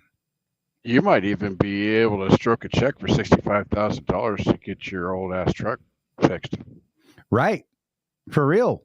I mean, seriously, that's one of the things Charley had talked about when he had to go get a new truck is, again, you know, we're not perfect. We're like, shit. Oh, sorry. Exactly. Shoot. I should have had the money, but we don't. Right. But we don't, you know, and that's an issue. And we're hoping that you guys learn from our mistakes a little bit and say, you know, I should be putting that $250 a week away for the next 6 years so I can afford an in-frame, instead of having to put $800 a week in there for a year to get your truck fixed. And if you are thinking about getting your own authority, like Sue said here, is don't go out and get into dry van. You know, find some sort of specialty niche, because dry van is dirt cheap. It's the bottom of the market. It is what it is. I mean, seriously. And slipped off. Well, you know, I like that. Running out of years to work hard. I feel you, man. I'm over it. Rosie and Jeff, you know, they Sue agree. Brought that up. Sue brought that up the first time we had her on. Remember, right? That to make the money, you got to do something special. Yeah, it's not that you can't make money doing dry van. It's just that's like there's nothing special about it. So people don't pay a special rate. Right, and you're going to work harder to make less. I mean, you know, you look at. I mean, I'll pick on a certain group of people a little bit. You know, especially if you are run down in Southern California, you see a lot of Sikhs that have their own trucks. And it's really easy for them to immigrate to the United States, do their little time, and buy a cheap butt truck and a cheap butt dry van trailer and run the heck out of it. Yep. And that's a group of people that does really well in that business. But again, my point is there's nothing special. Anybody can do that. You can come from another country and within a year own that business. Absolutely. Run your own authority, the whole 9 yards. Whereas it's a lot of work, man. Those guys are always working. Over-dimensional stuff, you know, freaking, you know, they used to import the windmill blades in Longview right across the river from where I used to live in Oregon. Right. And those guys that had those contracts, they were killing it. But you talk about something special. What are those, like 140 feet long? Yeah, they're ridiculous. Going down the road. That's, you know what? and they made bank doing that. I'd love to run a big old long nose Pete. Look, don't get me wrong, just blowing coal out the stacks like it's hot. I think it'd be great. I'd love to be one of them cool dudes with that crazy stretched out frame, looking all hot, just, oh man. Rosie just wouldn't be able to keep her hands off me then, huh? With that long frame. Look at her. Look, she's like, I'm not listening to these guys. I'm not listening to these guys. But yeah, but it doesn't make a lot of sense. I'm not willing to get out there and do that crazy stuff because for me personally, I'm not speaking for anybody else. At this time in my life, at my age and my body condition, I am not getting out. I am not strapping nothing. I am not tarping nothing. I don't want to spend all day, all night on the phone negotiating all this kind of nonsense. It's just, ugh. Of course, Charlie, now I've got to bring up that guy I met a couple years ago. Yeah.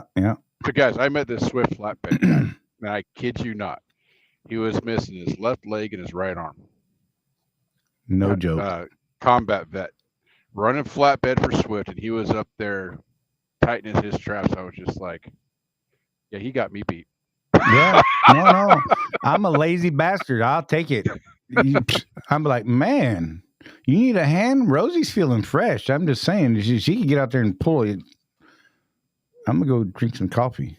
Whatever. That's not wrong. Don't treat me like that. Whatever. Kathy says she's over it too, but she's still chasing miles. Craig said he's 37.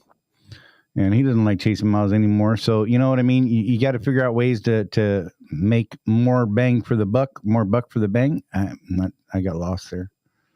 I will say this, though, for who's that last guy? Charlie something? Isaac? Last guy? Yeah, so 37. Craig Hutchinson. Okay, Craig. So I just got to tell you, man, 37, that was kind of my trucking heyday. I made a lot of money when I was that age. And I'm almost 50 now. I'm 49. I'll be 50 in February.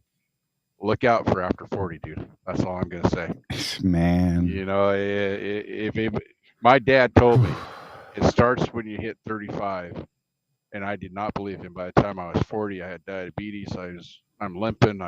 Right? Like, what the hell? I need a nap.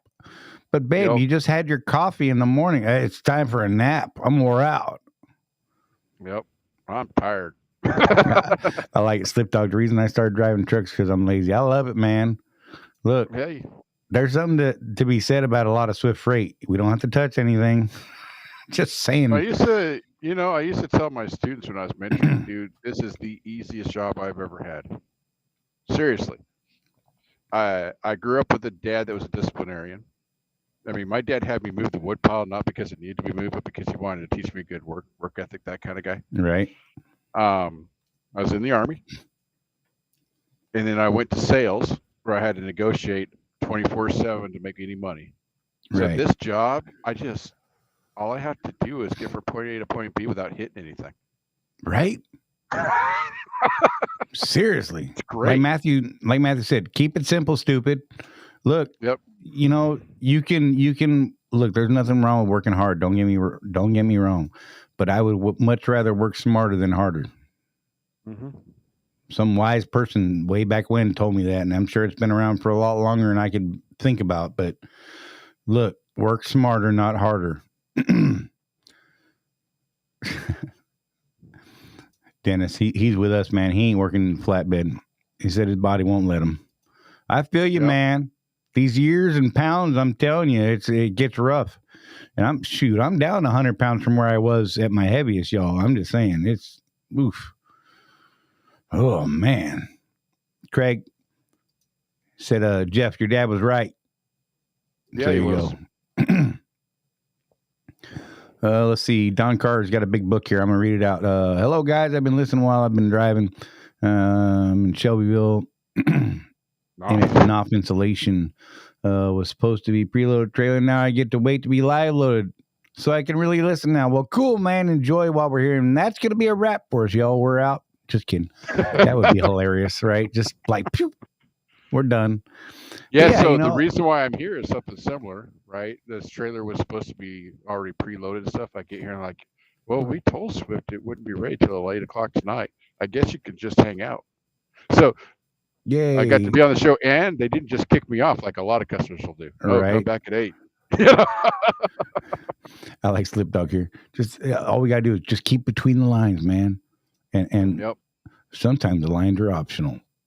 Wait, no, that's bad. Wait, I didn't put that up on the screen. I do have those off-road logging tires on my truck. Oh my God. So, hey, if you're a contractor and your truck is in Ocala right now and it's got brand new, still got the nubs, XDN2s. Uh-oh. Why, man? Why? Get rid of them. Jeff, tell them why. 0.43 miles per gallon is what those tires are costing me. So over Nearly the last half year, a mile per gallon. So since I put them on, what was it, last September or the September before? Have I had them for 2 years, Charlie? I can't remember. I think so. I put them on just before we did that first thing with Michelle Cantrell. Just about a year and a half. So whenever that was. So the money I would have saved by switching to the good Michelins, right, in fuel mileage, would have paid for my mistake. Yes. So I spent $6,000 for the XDN2s. Would have been another $5,800 for the good Michelins through the Swift discounts. I would have recouped all of that in 12 months. Just in fuel mileage. Rosie looked at me like I was crazy yesterday. We were walking past this truck. It was sitting in front of the shop. And I looked back and I saw these tires. I'm like, ooh, look at shiny new tires. And I went, what the hell? She's like, those things are meaty looking at. That's XDN2s. Oh, God, that's XDN. Run away. Run away. Like, there was not look, I think the only miles on those tires were driven from where they put the tires on to park it in front of the shop because they were sparkly. And it just hurt my feelings. I'm like, God, he'd be better off just selling those tires right now. Mm-hmm. Just sell them for half even, man. But, the good news is after over 100,000 miles now, you can barely tell that I've even driven on them. So they'll probably last forever if I wanted to keep them. The way you drive, yeah. The way most people drive, no. I need to have you molest my tires when we get to Phoenix. I can't wait. Get some uneven wear on them, so I want your opinion on that.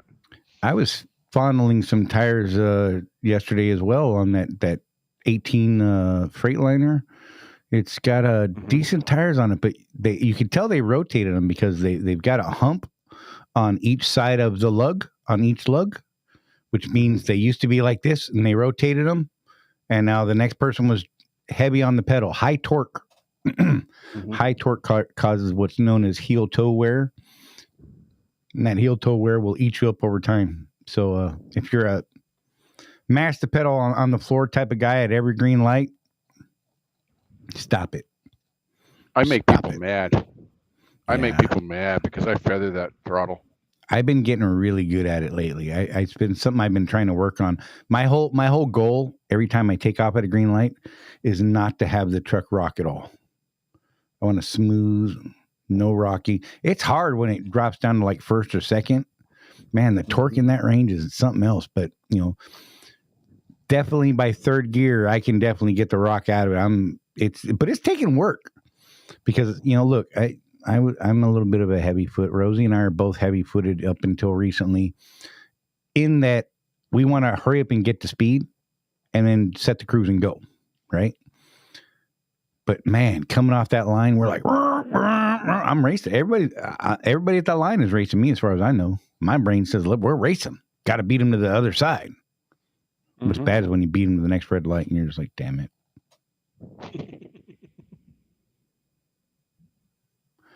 Whatever. Oh, if you don't read that, I am. If you don't read that, I'm man. Rosie said, except for when I fell out of bed while you were driving, but I was already driving. What had happened was Rosie did the slow panda roll out of the bed because I hit the brakes a little harder than I expected, and she just went at it. Look, that's not my fault. Look, slow panda is what she did. Talking about that wasn't because I took off. That was because I was stopping and she was transitioning back in there and she's like fixing the blankets. She was like all fours on the bed. never mind. Anyhow, she was fixing stuff, and I tapped the brake a little harder. My right foot hit that brake pedal a little harder than I thought I should. And man, she just came. It was like this slow, and I looked back, and she's like, and it was the most amazing. I wish. See, these are times I wish I had a camera facing the truck. She will not let me face a camera in the truck. I'm like, look, no one's ever going to see it except for the stuff that we want to put out. I think this stuff, look, she's going to die. I got to get her out of here. She, gold, I tell you, gold. And the NSA. Hey, we love the NSA. You think they're watching us? There's some sort of algorithm watching us, right? Just because we now said NSA. What if we say, wait, how many times do we say it now? Is that 3? You know, if you hit 7, they kill the feed. They show up. So do not say NSA 3 more times, because if you do say NSA, they will kill the feed. It's like Beetlejuice. If you say it 3 times, they show up. Right. Because the NSA doesn't play, and we are far too important for the NSA not to pay attention to. Oh, wait, maybe it's not 7. There you go. And anyhow. Or maybe we're just not that cool. Smooth is fast. Yes, you are right, sir. And easy on the pocket. Exactly like you said. For real. It's like Mad Max. Every trucker for themselves. You know, some days it feels like that. I've been trying to slow down. Oh, no. Lisa said NSA. Wait, does that make 8 or 9? Because I repeated her NSA by saying NSA. That's 10? 11. Oh my God, was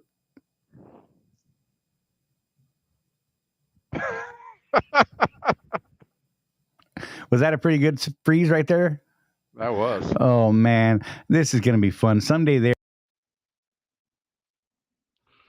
Okay, Charlie. What the hell? I'm on fire. Sean Holloway, what's up, buddy? He said, finally. Does that mean finally you got here? Tune in just in time for our friends at NSA what? Stop it. Now I'm on a roll. Somebody make it stop. Good God. Good to see you, buddy. Man, what is going on? Just so everyone knows, this all started because I told Charlie about my good friend from high school. And I used to say hello to the FBI and the NSA and all those people when I was on the phone with him. And he's one of those, this dude's one of those conspiracy theorist people. So he would be like, dude, you got to stop doing that. Right?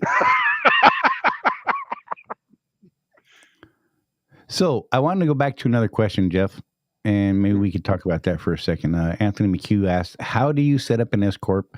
Does ATBS do that? So I'm going to let Jeff share his ATBS experience with that. I wish that I'd done it myself instead of having ATBS do mine, because they're not very good at that part of their business. There's all sorts of different places you can go to get the paperwork. You got to and they'll tell you how to get a registered agent and all that stuff to do the paperwork that you need to have done. Do some research on it. Because I went the ATBS route, I don't actually know the ins and outs of doing it myself, but I will by the end of the year, because I'm going to set up another corporation. And we're going to do that not through ATBS, because the thing is that they kind of actually screwed my paperwork up a little bit. Sorry. So I feel like I paid them $350 for something that I could have just done for $250 through LegalZoom. Right. So that's my opinion on using ATBS for anything other than taxes. I still think they do a good job with the taxes, and my evidence for that is I have not actually paid taxes for 12 out of the last 15 years. Right. They've found enough deductions for me to put me below that poverty line. So I think they're really good on the tax side. That's my opinion on that. But all their other services is kind of sort of why we do what we do, Charlie. Right. Because we see a need. Right. And Sue, business attorney would be a good thing to do. There's Sue calling us out for not knowing our stuff. Right. And I just want to throw this out here. Jason Cap said, if it's Mad Max Trucking, I reserve the cheek chiller chaps and leather masks. Sir, no, sir. No, Charlie's already got those. Exactly. You just don't even understand. Rosie could tell you all about it. She thinks it's hot. Don't you, my love? What do you got going on there? What's in your hand there? Oh, you got the mama. I was like, what the hell is going on in her hand? It freaked me out. Get out of here with that dog. Good Lord. She's over here supposed to be answering phones. You know, by the way, if anyone wants to call in, feel free. The phones are open. And yeah, we can take your questions. Otherwise, we're probably going to wrap this thing up here fairly soon. What did I want to do? Oh, you know what? There's some things that I got to do because of, housekeeping stuff. If you haven't already, click that subscribe button, hit the thumbs up if you like what we're talking about. If we've helped you in any way, let us know, man. We got the same couple of people every week to hit that thumbs up. And I know there's more of you than watching this thing than actually hit that button. So do us a favor, hit that button. Everybody on right now, go hit that button. If you haven't already, go hit that button for us. It really does help us. You guys have to understand how YouTube has these algorithms, and if enough people don't say it's great by hitting that damn button, they don't serve us out further. So, we keep saying people, which is cool. I mean, we like y'all, but we'd like to grow and be able to help some more people out, reach further audiences. Hit that little bell icon so you know when we put out a new video. During Fleet Week, Driver Appreciation Week, our goal is to put out a show every day. Like I said at the beginning of the show, it's probably going to be right around 2 or 3 p.m. Phoenix time, which would be 5 or 6 p.m. Eastern. The show on Tuesday will definitely be at 3 p.m. Phoenix time, which is our normal time slot for here. So definitely get out there and jump in on that. Make sure you got those notifications up, because one of the things I'd like to do is just put up a random video throughout the day while we're at Fleet Week. If we, tackle somebody and tie them to the chair, we're going to get them on camera and talk about some stuff. There's a couple of different people we really want to try and get a hold of, and hopefully we can get them done. But if we can't get them into our scheduled time, then we're going to make the most of it, either record or try and go live right then and there. So if you're not set up for those notifications, you're not going to know. So one of the people we're really wanting to talk to is whoever's actually in charge of this freight box project. Yeah, we're going to try and get some definitive answers on that. Interesting thing is that Lonnie, the terminal manager in Troutdale, he actually asked me what I knew about it, because apparently even at his level, he's like, yeah, they keep talking about it, but nobody's explained to us what exactly it is and how it works. Right. I'm like, well, we'll see what we can do for you on that. You're right. Hey, Sleep Dog, you have a good night. Thanks for tuning in, and we hope to see you again, buddy. Be safe. Anthony McHugh said, thank you. Thank you all for this channel and show. I'm new and trying to learn as much as I can. It went away. Jeff clicked on it. Learning as much as I can. Most of what I've learned about being lease ops is from watching and listening to your show. Well, that's what we're here for, and we are damn sure glad that we can help you out. J&J said something. I read the contract, found, from my understanding, I'm able to pay it off early if I'm not behind on payments or at default. So this has actually been coming up, and more often, yeah, do me a favor, if you wouldn't mind, if you're not opposed to it, send me a copy of that. I'd really like to see that contract, because there might be something new that, like literally in the last couple weeks or months, that could have changed. Mm-hmm. So I'd really like to see that. Let's see. Did you guys ever do a video on how to calculate your cost per mile and actual pay per mile as a company lease operator? We haven't yet. No, we suck. I'm sorry. It's on the list. I don't have a better answer than that. I apologize. Look, we've got to keep running our individual trucking companies and stuff like that, and I need to quit breaking stuff on my body. So we are going to try and get a little more focused on some of the stuff. So keep tuned, and we will work on that. Matt said, hey, see you all in Phoenix. Matthew's going to try and be there, so that's cool. Hey, if you guys are in Phoenix next week, if you can swing by there, definitely pop in, say hey. If you're not a current contractor and want to talk about the possibilities and numbers and stuff, Jeff and I will be there. Not sure what days Jeff's going to be there yet. I will be there the whole week from the 11th through the 16th. Yeah. And if you're a current contractor or whatever, you want to come talk numbers, you just want to BS, man, we're going to be there. going to have a lot of hours to fill in the day. So, yeah, I think that'd be awesome. Cool. Jay said you're going to send me. Cool. Thank you. Anthony, he's going to send me that contract. Anthony said, I'd like to see that too. And then it said, Charlie John Henderson said he will see you next week. Awesome. Dig that, dude. I was supposed to call him back a while back and I forgot. John, if you're out there, I'm sorry, buddy. It's been crazy. I don't know what to say. But hey, if you guys got any last questions, throw them in. We're coming up on that hour and 3/4 mark. So we may just kind of wrap this thing up before we do. Thank you guys for tuning in every week. Seriously, it really does mean a lot to us. And sorry, I got scrolled there. And we do seriously appreciate the time that you spend with us every week. It means a great deal to me. It means a great deal to Jeff. I don't know about Rosie. She's over there fondling that dog, doing some weird things. I don't even know what's happening there. But whatever. Dennis, that's normal. Me not calling people back. Whatever, man. What air pressure do you guys recommend? Jeff, what's your number? I'm at 110 right now. I'm considering going up to 120 on the drives, though, and 115 on the steers. Yeah. And that's based on some stuff I've learned from you know his name. The guru. I'm gonna watch you suffer for a while. Okay. I refuse. What's anyway, his name? Guy. Is it wrong that I can't think of his name? Craig Hutchinson. Craig. Tire guru of the world. What is his name? Yeah. I know you're still there, man. It's not Bruce. It's not Kevin.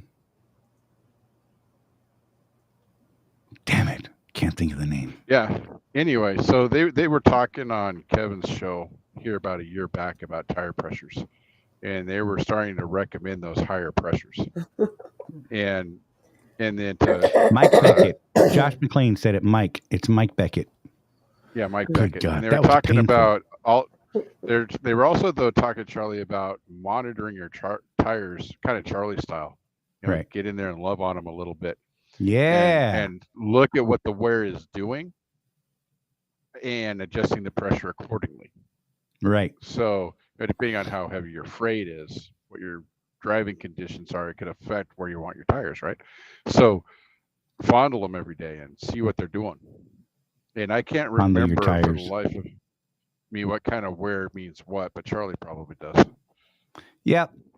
I like to look at them, see what different things are going on. And from that, you can tell a lot what's going on with your truck, whether it's tire pressure, balancing, alignment, toe in, toe out, scrubbing. I mean, all these nonsense, but it all means something. And you won't know it unless you're out there touching it. Just saying. So, Yep. yeah. And so, yeah. For me personally, bottles. yeah, right. For God, I gotcha. broke me right there. Oh Lord! No, it was Mike Beckett, Craig. That's who we were thinking of, Mike Beckett. Anyhow, so yeah, it was on my wide singles. I was running 115, 120. I would go up to 120 sometimes. I had good luck anywhere between 115 and 120. If I aired them to 115, by the time they were down to about 112, I was definitely putting them back to 115. When I was running them at 120, I would let them go down to 115, put them back up at 120 when I hit 115. On my steers, I run them right about 113, 115. Definitely never below 110. And yeah, so that's where I'm at now. And no, it's not where I'm at now, because now I'm back to duals again. And right. I will be running them at 115. That's my magic number for now. Until I see reason to change that. Yeah, I will point out too that something that's come up on other people's shows. When you're starting to pump your tires up to that above about 110, 112, a lot of the truck stop air compressors are set to 110. Right. So you're not going to be able to get it above 110. So there, or like I use my my airline. I got one of those, airline checks. Right. And I struggle to get it up past 110 on that too. Right. So, I can usually hit about 112 if I'm really working it. You know what I mean? Mm-hmm. But it takes forever, man. I've had days where I was out there airing up a tire, and I get it to like 111, and then this truck would cycle, check it again, and it's down to like 17, 108. I'm like, what the hell just happened? It was flowing backwards. So I was like, damn it, got to get that compressor going again. Got to get that compressor going again, and then all right. And it's a weird game you got to play. I don't know. Yeah. So, typically what I do is, since I'm home on a weekly basis, most times, I run my compressor at the house and I don't have any problems there. So yeah, it's hard. Sometimes if you pull around back, you can get those guys, you might have to schmooze them a little bit to let them get you onto the air hose that's unregulated, but definitely, I don't know that I would ever go past 120. I'm just saying that sounds a little high, but whatever. And that's cold tire pressure, y'all. Don't fill them things up when they're hot. Don't screw with your tires when they're hot. Yeah, we were just talking about that, Charlie, that tire pass at Love's. Right. That a lot of people, that's great. Well, you're coming in hot. So that's not a good time to be checking tires. Yeah, I don't understand that at all. So yeah, I would well, I mean, like when you were working with TK on his tires, right? Remember that? Yeah. Just the difference between the side that was sun side, the side that was shadow side. There was a difference just from that. There was 5 pounds of difference. So, that, coming in hot like that, you're looking at a lot of difference between what real tire pressure should be. Right. When you're measuring. Cool. So yeah. Let's see. Oh, cool. You sent it to Sue. She's not my driver leader. She is a great one though, but she's not mine. Mine is in Troutdale. Dana Nelson. Love that lady. Family. Anyhow, hey Sue. He said he sent you his contract. So let me know when you get that, will you please? Maybe tomorrow or the next day or something like that. Anyhow, mic adjustment slightly down, Jeff. That's what Sean Holloway said. Texas man has spoken. You better do it. He will shoot you. He said your mic's too close to your face. That's what I tried to tell you earlier. It's fine. We're too late in the show now. We're coming up on 2 hours. How's that? Now, that is something hot right there. And on that note, you guys, we're going to call it a wrap, I think. Jeff, you got anything you want to say before Rosie falls out of her chair? Look at this poor lady. She's like, ah, ha, ha, ha, ha. You're going to make that poor woman talk, aren't you? Yeah, babe. What do you got? Any final words, my love? No. She got nothing. Her poor voice is gone. We love her. How about you, Jeff? Last call. Nope, I'm done. All right, guys. Well, hopefully we'll get to see some of you all over at Driver Appreciation Week, Fleet Week, as Jeff and I call it. That is September 11th through the 16th. We will be at the Phoenix Yard. I will be at the Phoenix Yard for the whole time. Well, provided I can get freight over there. I don't know. I really don't want to bobtail again halfway there. That sucked. But you will if you have to. Sue, calling in favor. Sue. Anyhow, yeah, and I'm going to get yelled at for that one by someone in the group. Whatever. You know what? Whatever. I'm going to end this on a high note. Y'all, I love you. Seriously. Thank you for being here.